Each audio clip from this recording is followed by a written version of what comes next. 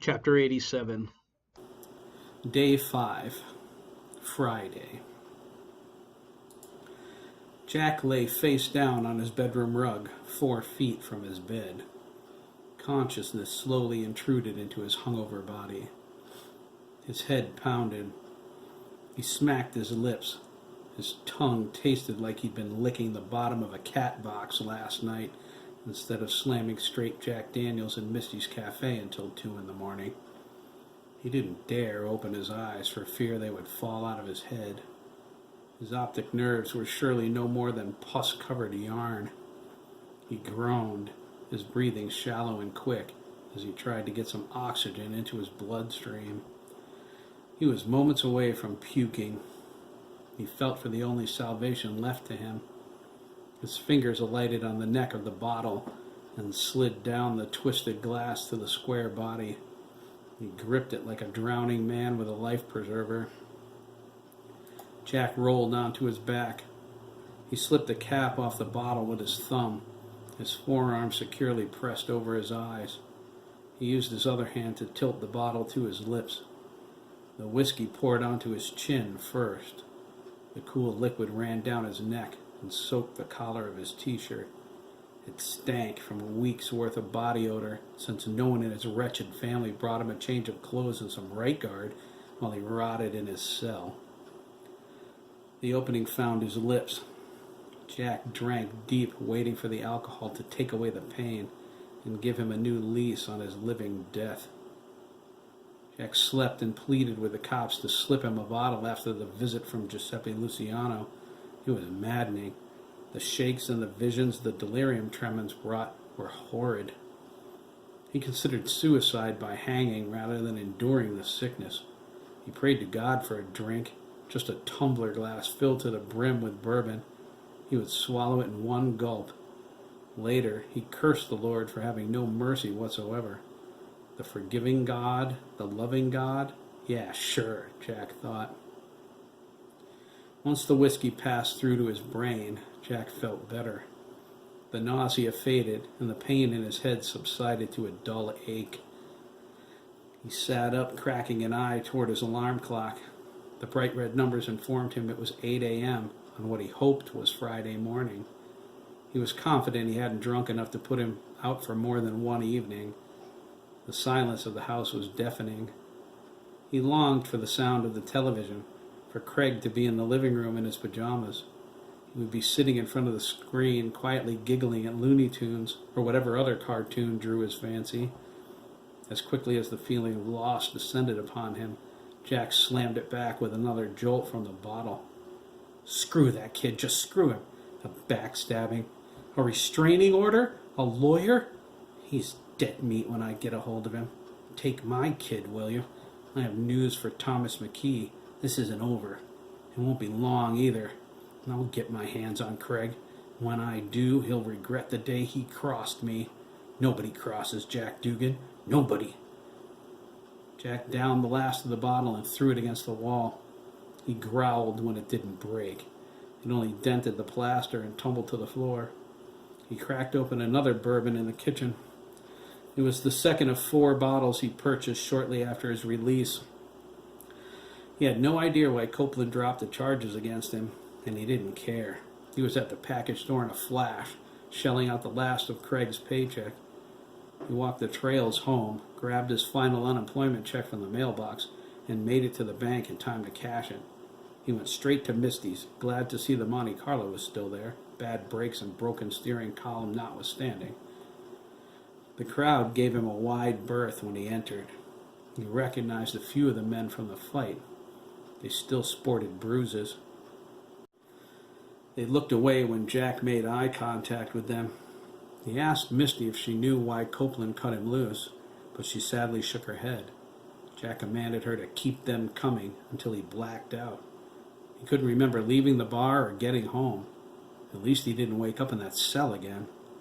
The worst hallucination of all came to him the morning before they let him go. It was the worst since Jack believed the ghost of Giuseppe was real, especially after waking up with his hands covered in that same black dirt. The smell of that dirt, he thought, a chill running down his spine. It was so familiar. Jack felt okay when he woke. The shakes were finally gone.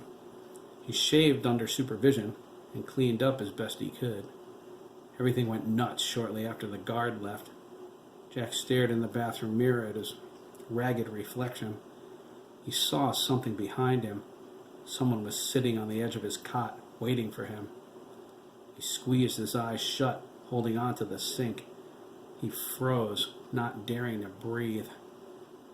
"I guess you never thought to have to face me, right, Jackie?" Wade said, his voice booming. "Turn around, boy. I'll not be leaving until you hear what I've to say." "You're dead," Jack cried, spinning around and glaring into his father's face. "This isn't happening. Who do you people think I am, Ebenezer Scrooge?" Wade sighed. "Your manners leave a lot to be desired." "My manners are fine, thank you." "In your eyes, it seems," Wade retorted. Jack took a step back, his hand over his mouth. "Good Lord," he whispered, his anger fading away. "Is it really you, Dad?" "Aye," Wade nodded. "'Tis me, all right."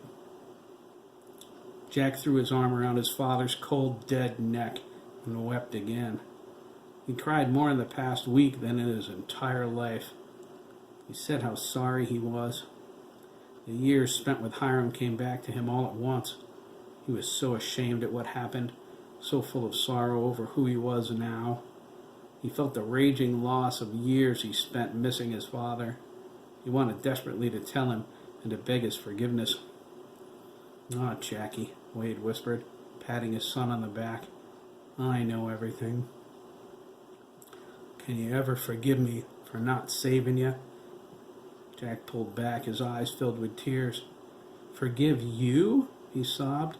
"I love you. God, Dad, I've missed you so much." "I've missed you too, lad," Wade replied, grabbing Jack by the back of his neck. "I always loved you, Jackie, always. No matter what you've done, you're still me son." Jack held his father's ghost for a long time. Wade's icy fingers stroked his hair. He had so much to say to him, so much he wanted to ask, but Wade only shushed him. He said to relish the moments they had together. He would be gone soon. Jack held him tighter. He begged him not to go.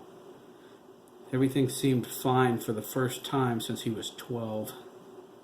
"Time is short, Jackie," Wade said sternly, holding his son away from him. "It takes a lot of effort to allow you to see me as such. You need to hear what I have to say before I go." "Please," Jack begged, "tell me what's going on." "As the boy told you," Wade sadly replied, "I cannot. 'Tis against the rules." Jack nodded and thought, somehow that makes sense. "Soon you'll be given a chance," Wade continued, "to show what kind of man you truly are. Make the right choice, lad. Make me proud." "How could you be proud of me now?" Jack sighed, looking away. "If it's Craig on your mind," Wade said, turning Jack's face to his, "the boy has more than enough heart to forgive you for what you've done. He'd walk through the pit for you if he had to. How could I do less? He needs you, lad. You've got to help him. If you don't, there'll be hell to pay for a lot of people." "But," Jack began. Wade held his hand up, fading away. "You'll know, Jackie," he said, his voice going hollow as he disappeared. "Make me proud." "No! Wait!" "Wait for what?" the officer unlocking Jack's cell asked. "For hell to freeze over? Too late, Dougan. I think it already happened. You're sprung. Let's move it, huh? I haven't got all day." Jack poured a shot of bourbon into his black coffee, chuckling at the memory. Delirium tremens. My God, they're so weird. He vowed never to have a sober moment again in his life if that's what was in store for him. By the end of the night, after spending nearly all of his money at Misty's, everything that happened in his cell seemed like a dream. Even the bruises on his neck, the dirt on his palms, the smell of that soil, its black richness. It's so familiar. The realization of where he knew that scent came to him in the bar. It's the pasture. Hiram Milligan's pasture. Jack shut it out completely. He finished his coffee and walked onto the porch. He gripped the whiskey bottle in his hand and looked into Lancaster's morning light. Jack didn't know what would happen to him, but he knew one thing. Regardless of what his hallucinations said, and despite the restraining order, he was going to get his hands on his errant son. When he did, he would wring Craig's neck. "You're coming home, Craig," Jack whispered. "Heaven help you, you're coming home." A breeze came up, and what Jack swore was the sound of his father yelling at him was a woman's voice. She was laughing.